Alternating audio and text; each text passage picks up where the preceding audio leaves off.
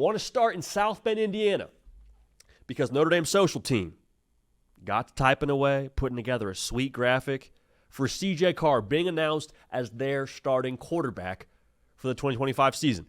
Not all that surprising when you zoom out a little bit because Steve Angelo transfers out. CJ Carr, I thought, looked the best in the spring game, but there was some murmurs growing during fall camp. It's like, hey, this Kenny Minchey dude, he is slinging it right now. There was a real buzz around Kenny Minchey potentially at one point in time having the edge in this quarterback battle. All right, but CJ Carr is going to be your guy for game one when you go to Miami. Here's what this tells me. CJ Carr, as a passer, just provides too much for you, which you feel good about if you're Mike Denbrock, the OC, or if you're Marcus Freeman, the head coach, to where you feel like he needs to be your guy because you want to maximize what you have in that receiver room. Because for those of y'all that have kept track on that receiver room in South Bend, they got some guys now, right? Some real deal ball players. Jaden Greathouse, Salmon Natty, go crazy. He's back. Malachi Fields, transfer from Virginia.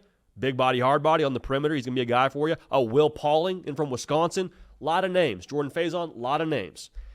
The way that I am processing this is Marcus Freeman essentially saying, hey, we got to feed those guys. CJ Carr, evidently, behind closed doors, has done the best job feeding those guys from the spring through fall camp. CJ, you're our guy. Let's go ball. Now, I think that's the case. We know that's the case going into the Miami game, but I just want to make sure we get aligned here. If you disagree with Marcus Freeman's decision to go with CJ Carr, maybe you're leading the Kenny Minchey fan club. Good for you. I don't think that's all that bad of stock to have at this point in time. But just understand, Marcus Freeman, with the pulse he has on his football team, has the most at stake and the best understanding as to what his football team needs.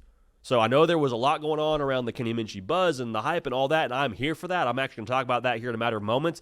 But just understand, I think Marcus Freeman has earned the trust for all of us in the college football public to know what's best for Notre Dame. So that's one part of this. While this is the reality of CJ Carr being your starter for game one, I think this battle is done. I don't think it's finished, if you catch my drift here. Because, one, Kenny Minchey has got to have a role in 2025. Period. Mic drop. The end. Last year, Riley Leonard accounting for 17 touchdowns on the ground, 906 rushing yards. Good for 28% of what your offensive production was on the ground. Just going to turn a blind eye to what that was a year ago and say, no more quarterback run game. We're good. Quarterback that can throw down backflips on our roster. No, we're good. Kenny Minchey, hold a clipboard and just hang out for a little bit.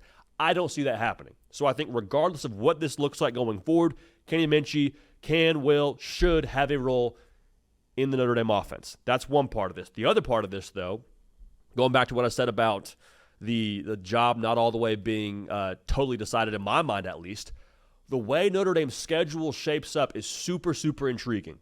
They play Miami on a Sunday, then have a bye week the following week, and then welcome Texas A&M. All that buzz around Kenny Minchey potentially having an edge one point in time during fall camp for the quarterback battle, I think that's real. That checks out from multiple people that I talked to close to Notre Dame. With that being a part of this equation, just let's say that CJ Carr goes out against Miami and doesn't look that awesome. Throws a couple of picks. Let's say this. Let's say Notre Dame goes into Miami and loses that football game.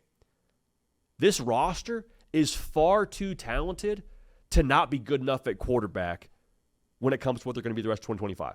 This is a national title caliber roster. That's how they feel in South Bend. So if you don't have it 110% right at quarterback, I don't think you're in a position, if you're Marcus Freeman and that staff in South Bend, to just kind of sit on your hands and say, let's see how this thing goes.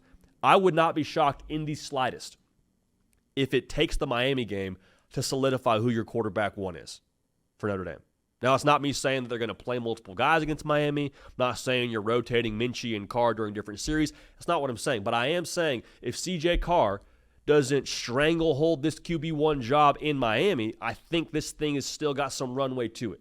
So Kenny Minchey brings a lot to the table, will have a role, but CJ Carr, if you want to be the quarterback for Notre Dame going forward, your rent's going to be due every single day.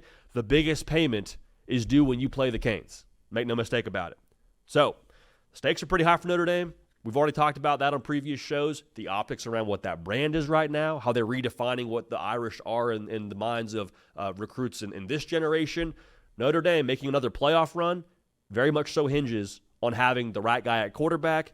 I think you'll have a really, really good opportunity early on in the season to get that totally situated. Because, again, 13 days from Miami to A&M, you can break in a new quarterback and figure out a new offense in that span of time, especially if Kenny Minchey is looking how he looked during fall camp. So, CJ Carr, your guy in South Bend, hope he balls out, and hope Kenny Minchey has a role that allows him to have success as well this upcoming season.